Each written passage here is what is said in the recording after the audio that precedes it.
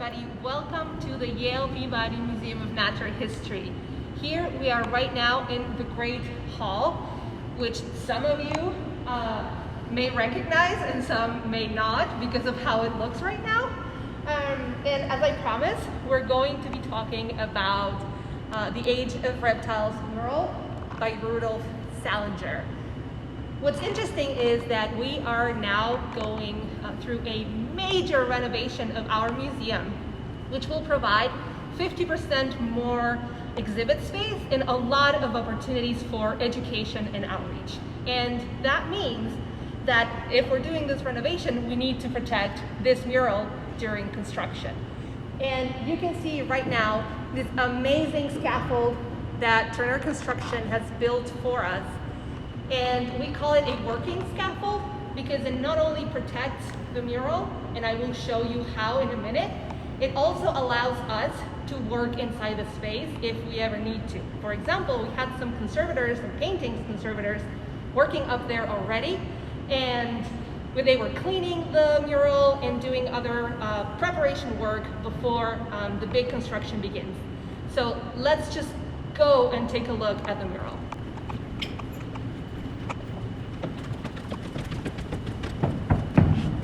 This is the first floor.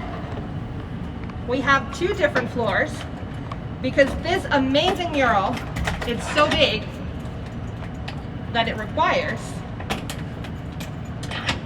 two levels. Come on in.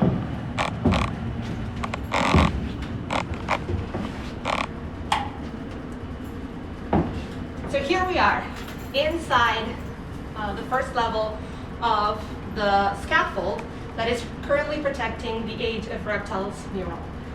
This is an absolutely gorgeous mural that we felt that we really needed to protect during our renovation. And this mural is 110 feet long by 16 feet high.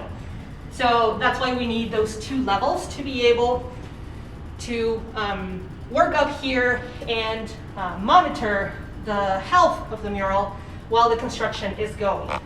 And we have several things going on. One of them that you saw as I was coming in was the light. We don't have all the lights on all the time. We only turn them on while we are doing these monitoring and checks of the mural. We also have the structure that is closed, but also we have these windows. So from downstairs, we can see what's going on. We also have security. This is a space that is locked and it has cameras. So we are really interested in protecting this amazing work of art. This mural was painted by Rudolph Zallinger from 1943 to 1947. And in 1949, it actually won a Pulitzer Prize because it's absolutely stunning. So we can walk and appreciate the absolute beauty of this mural. And you know what? Let's go to the end of the mural so we can start some history of life as we walk by.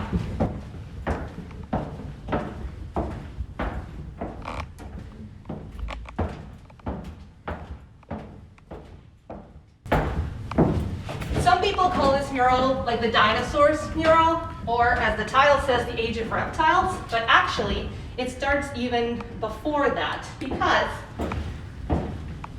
we begin in the Devonian and then we start moving through the Carboniferous and then the Permian, and after that we go into the Mesozoic, that is when the dinosaurs started being so important and reigned the earth.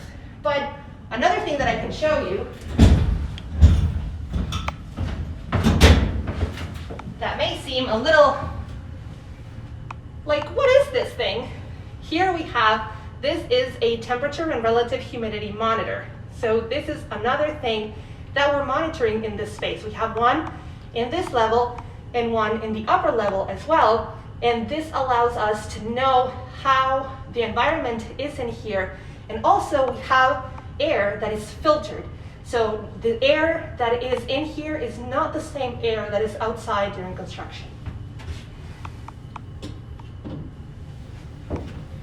Another amazing thing about this mural is the amount of detail. So there are so many gorgeous brush strokes that you can appreciate as you come close.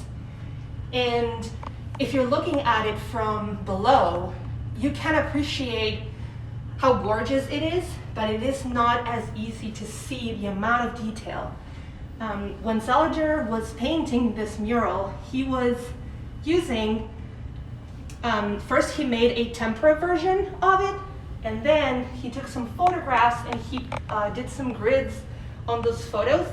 And then when this wall was all plastered, he came and he did those same grids on the wall, and then started drawing from his photos each one of those grids.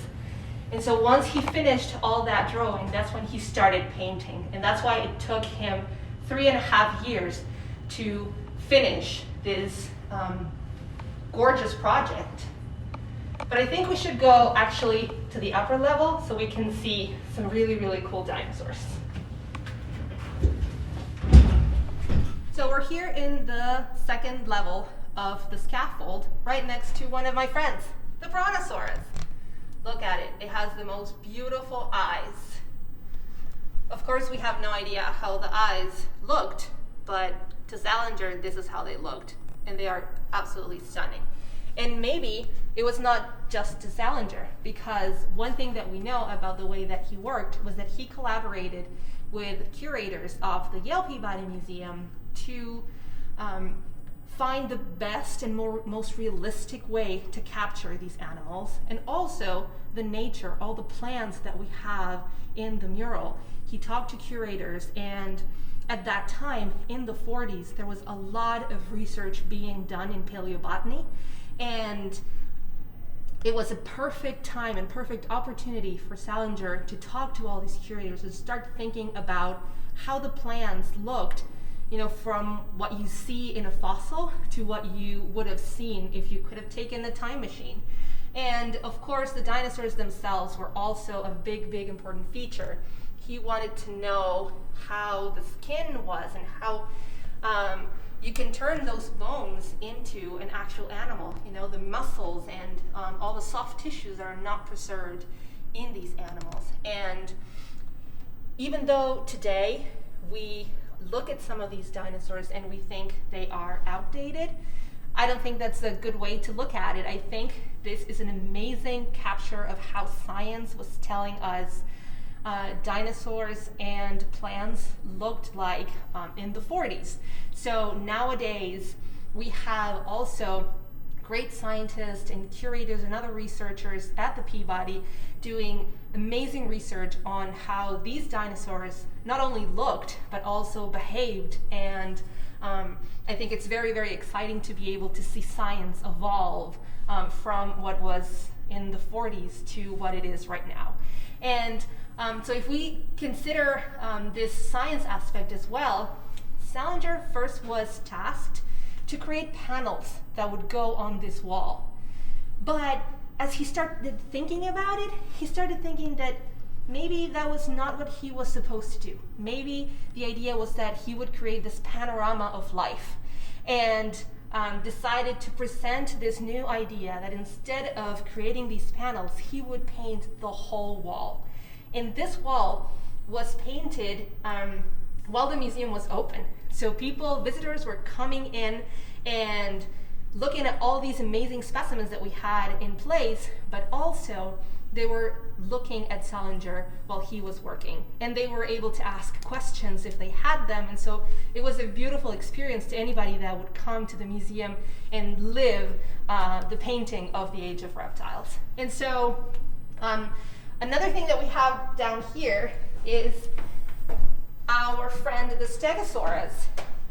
He is in a weird spot in the scaffold because the floor of this second level is kind of in front of his face, but it's one of those amazing skeletons that we had in the Great Hall that inspired all the characters, let's call them, that were going to be in this mural. And so all the cases that were underneath the mural, that take up those 10 feet of space that Zallinger did not paint.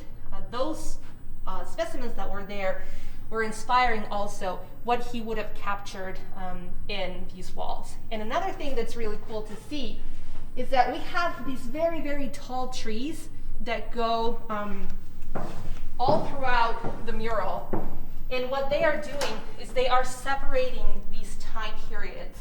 So the trees not only inform about the nature and how plants looked in these different times, but aesthetically, they have the function of separating all these time periods, starting in the Devonian and going towards the Cretaceous.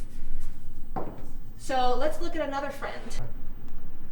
And like I promised, this is our T-Rex. It's absolutely amazing, and of course its eyes they just show so much terror. But one cool thing about this mural is that there's no violence. There is one dinosaur eating another, but we don't even know which dinosaur he's eating. So it's not eating anybody's favorite. But we do have a T-Rex. And one thing that I can tell you about this T-Rex is that, first of all, it inspired the design of Godzilla. So this one over here is what created that image of Godzilla. And I am a conservator, and so I see and I look at things, and one thing that I can show you about this T-Rex that I absolutely love is if we look at its teeth, in this area over here, Zallinger decided to change his mind and cover some of these teeth. He probably thought it had too many or they were too crowded, and so he covered some of them. So you can see the artist also there. You can not only see the T-Rex, but you can see Zallinger's hand, which is something that I absolutely love. And another thing that I see, which is not as happy, but it's what it is some of the deterioration that we can see on the skies. The skies are the areas where we can see it more clearly. And unfortunately, that's one of the risks that we can have when working with this fresco seco technique and other murals. But in this case, some of this degradation, unfortunately, is from that plaster interacting with the paint, and there isn't much we can do. We could paint it over, but that would be unethical of us, and we would be covering Zallinger's work, and that is not something that we want to do, because also when you look at this painting, you can see how thin the paint layer is, and if we start painting things over, or we start doing too much, we lose that beautiful matte texture that he decided that was going to be what he wanted to show in this mural.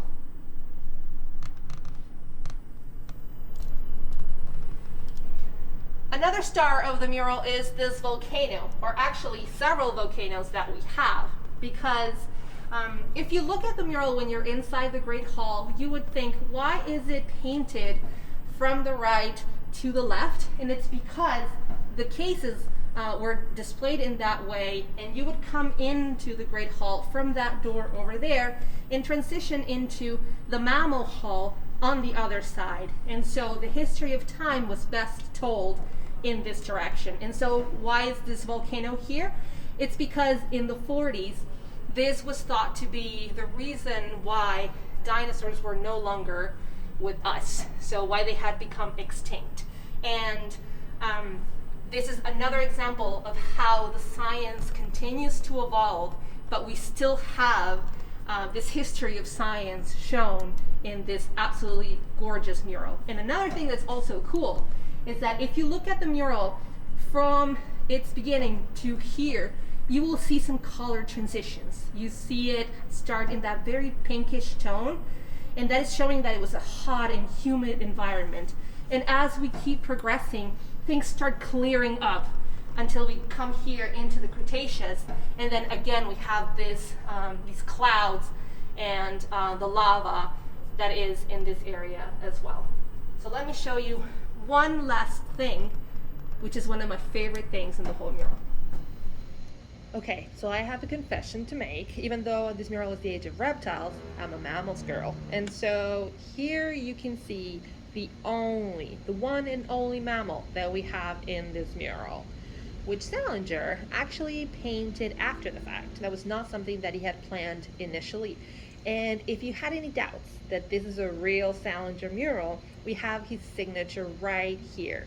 So this is a stunning work of art that we absolutely love at the Yale Peabody Museum, and we're so excited to be able to protect during this renovation that we're going through. And we're actually very excited to be able to give you this tour so you can see the mural from really up close, which is something that is a very unique opportunity. So thank you so much for joining us, and keep enjoying all the tours of Spinach.